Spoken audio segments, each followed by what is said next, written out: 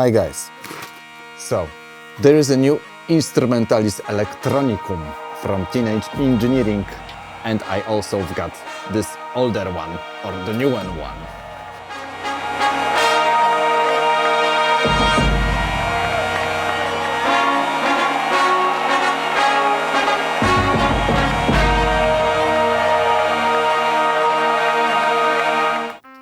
So basically both units are almost identical in terms of workflow, but they look very different. Also, all those things here are designed from scratch. It looks wonderful, it looks unique, and you've got 98 megabytes of medieval samples. And if you look at it here, you'll notice that the new one, the special edition, is 128 megabytes, and this one is 64 megabytes. Other than that, they're almost the same, effects, same workflow. So let me just do some, techno, medieval techno. So we have here 4 groups, each containing 12 sounds. Some sounds, as you can see, are already looped, and this can be set in altero sonus mode, timing, BPM synchronization. So if I lower the tempo, the loop will be played at a slower pace. I can also change pitch without affecting the tempo. So it's great, it's time stretching built in. So let's see other sounds. So these are some factory sounds containing some group effects. Of course, all sounds can be played chromatically or even polyphonically. And in the last group, I've got some drums I sampled. These are techno drums. So I will start by programming or recording a simple 2-bar sequence for group A.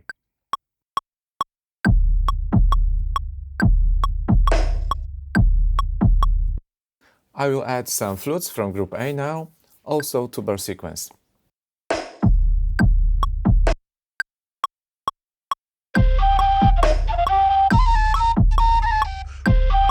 So now I will press Alt Romanus to create a duplicate of the scene, and in this new duplicated scene I will record this hi-hat.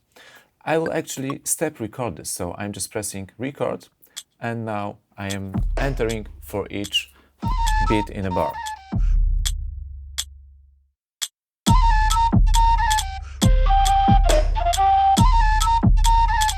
So now I am looking for additional sounds I can add. It can be something like this or like this.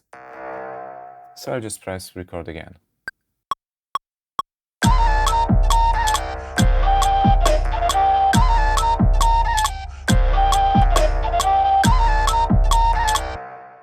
Moving on to group C, I will add some melody element to it.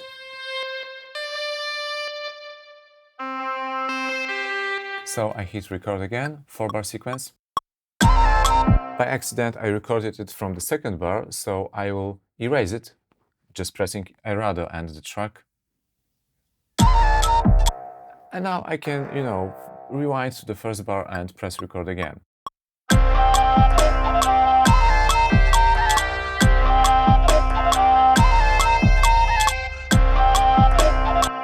Sounds great. So now I will duplicate this scene, and I'm going to, erase those drums, so I can add my techno drums. I think I'm going to get rid of this programmed hi-hat. I've got my techno drums in group D.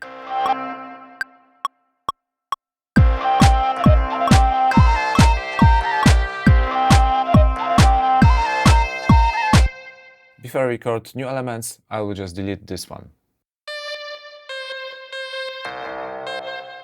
Holding erase, I'm pressing the trackpad, and now it's time for the hi-hat.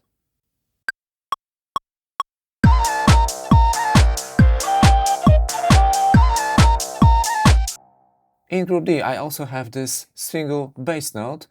I think it will be great for recording some bass line.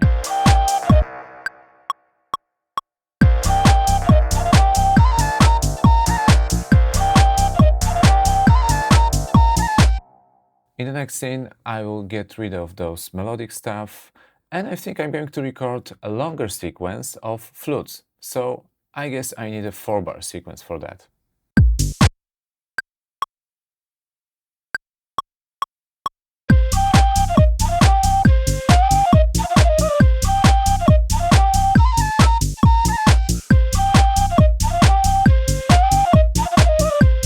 You can also use this kind of Akai style triggering. Of course, it works best with percussion, and you can trigger it or record it with or without swing.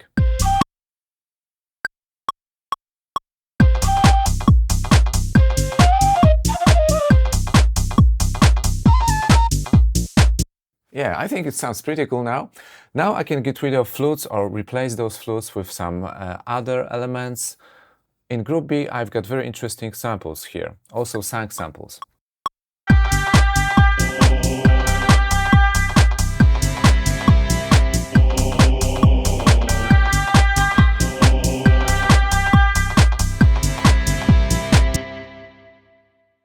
And one important change, I lowered the volume of the clap.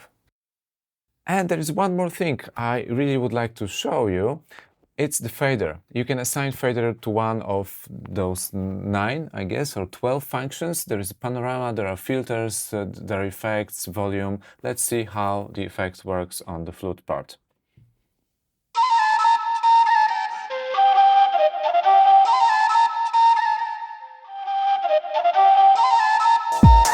So I guess it was assigned to the volume. Now I will assign it to the effects.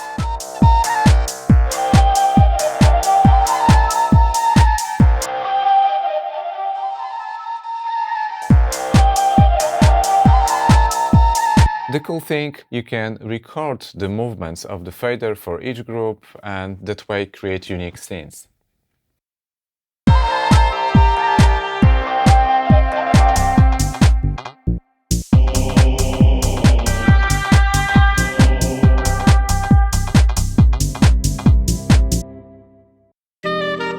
But of course you can use your own samples and it can be just anything.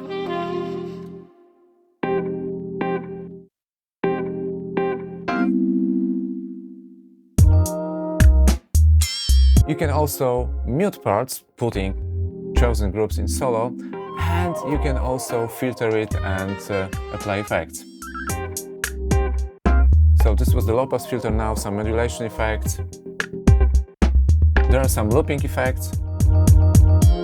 And you can use 2, 3, 4 effects at a time and filter each group separately.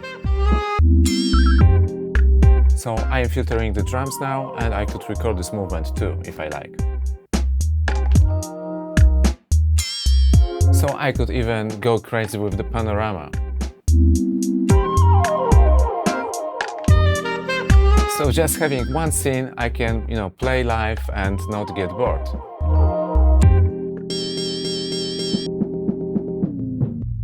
Very, very cool. So I guess the biggest difference is factory sounds. Here you've got like temporary kicks you can use in electronic music, and then you've got snares, and then you can rewind and you've got cymbals, and then you've got some claps, and then you've got basses and some melodic sounds you can play polyphonically and chromatically, and also some loops and user samples. Here, on the other hand, let me just plug jack here. You've got kind of swords and many different sounds, loops, very interesting, and in total there are only, I guess, 220 samples, and these I sample by my own using this mic, and I will show you that in a minute. So I guess it's time to answer the final question. Do you really need this one if you already have the other KO2? And the answer is no, you don't need that one, because it's almost identical, It's same workflow, same capabilities, very similar effects or same effects, and it's just wonderful. It's playful, it gives a lot of joy, it's really fast, the workflow is superb. And the audio quality is also very good. The output quality on the main outs is very good. Noise to ratio is really good, I guess between 80 and 90 decibels. And so it's kind of on par with very good hardware synthesizer. The speaker and the microphone are not very good. Probably you have better ones in your phone. However, you can plug in a MIDI keyboard, so you can take it anywhere. There are batteries inside, and you can sample immediately from your phone using Splice app or other app. So it's really super fast. It also has time stretching, so you can, put samples or put loops in it and synchronize them to the tempo. So there are lots of things to be discovered here, and it's really, really quick. So it just looks different. That's all. So it's up to you if you like the design. It's not my cup of tea. I would prefer to have, I don't know, Herbie Hancock version with some jazz chords, or some kind of 70s version with lots of flowers, colors and funky guitars in it. So this is not my cup of tea, but if you like it, just get one. It's up to you.